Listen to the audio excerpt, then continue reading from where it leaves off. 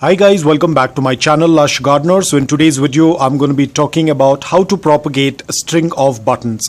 Now there are different varieties in this. I probably have just two varieties of string of buttons. Now these were in this plastic takeaway containers for a very long time. You can see the state of the container. But there is another issue with a string of buttons. You'll always tend to see that the lower portion of the string of buttons, they tend to look like this. Now there are a couple of factors why this will happen. Either that's going to happen due to underwatering, soil being very compact. So there could be other environmental factors, probably because of too much of heat or too much of cold, or probably there is a heat wave. These things can happen. Now you do not need to be worried if you happen to see something like this. All you can do is do a cutting because these tend to grow very well with cuttings. Now you can see these majority of them are of the same variety, only this one is a different variety. So I will show you how to do the cutting. Now you can see the plant is kind of dried off from the lower portion. Now in my case it was due to underwatering, but there are a lot of new pups coming up. And the same thing I had done a couple of months back. I had done some propagation and had put them in this container. You can see they're doing extremely well. This one is a little bit dehydrated, but it is putting out some pups at the base. So this is how they tend to put the pups at the base, and then they start to kind of grow vertically. So let me quickly show you how to trim them off. You can find any part of the stem and just cut them off like this.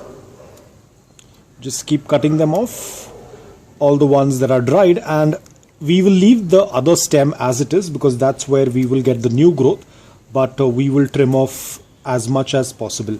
So now that we have done the trimming, I will leave the rest of them in this because there are a lot of pups growing, and eventually from the base there will be new, the string of buttons will be growing. Now what about these ones? All you have to do is just get rid of the lower leaves like this. I wouldn't cut the stem more. I'm just going to leave it as it is. The stem looks a little bit dried, but over the period of time they will start to put out roots. If you tend to see any portion that is very dry, because here as you can see, I'll try to focus on this part. You can see it's completely green in color, which means that it's still very fresh. The stem looks brown, the leaves have dried, but it's very fresh inside. You can see it's completely green.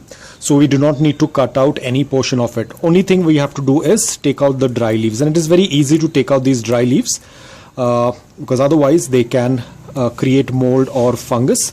Now over here, again, you can see it is very green. It will be a little difficult to focus on it, but I'm sure you can see the green color. So these are very healthy stems, so we do not need to do any kind of cutting. So let me clear all of these leaves and get back to you because it's the same process of cleaning of the dry leaves. So we will get rid of the dry leaves. If you happen to see that the stem is not very green in color, you can give another chop.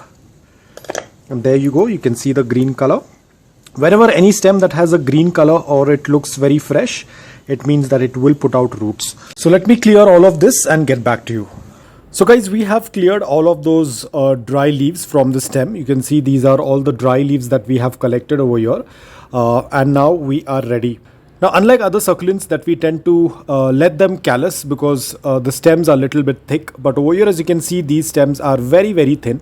And it will just take a day for them to callus. So we do not need to basically wait. We can put them into the soil directly. Now, I have my soil mix ready over here. Again, the same type of soil mix, which is loose, porous, well-draining. I'm using 80% of aquarium sand and 20% of filtered garden soil. So that's what I'm going to be using it as a mix. The pot is also very small. It's not a very big pot. It's an earthen pot with around 7 centimeter of depth. Now, all we have to do is just take these cuttings and just place them into the soil. And you can see, because my soil is very loose, very porous, they immediately get tucked into the soil. So we're just going to place them into the soil. As usual, we are not going to be watering them right away.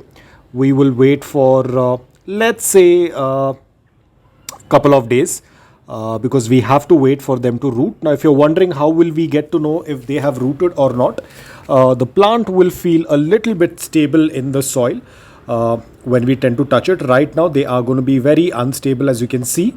They will be very unstable, but as and when the roots tend to appear, they will become even more stable in the soil and they will be a little stiff to touch. So we are going to leave them as it is. Now this is one way of, or I would say this is one of the best way to propagate your string of buttons. There is another method as well, which is the leaf propagation, wherein you just pull out the leaf like this from the stem. They can easily come off from the stem. You can see the hole in the center because that's where the stem was, and then this is how you take the leaf. You cannot break the leaf into half and take it out, then that leaf will not get propagated, like how usually our succulents have one single leaf. But over here we are going to have the leaf that tends to look like this. Now it did break a little bit. This is why I don't like leaf propagation of string of buttons, because the leaf tends to get damaged when you tend to take it out from the stem. So this is one of the method that you can go for if you are doing a leaf propagation. But trust me guys, I would say the best method is to do a stem cutting. This tends to work out really well. Now you can see they will take some time to establish the roots.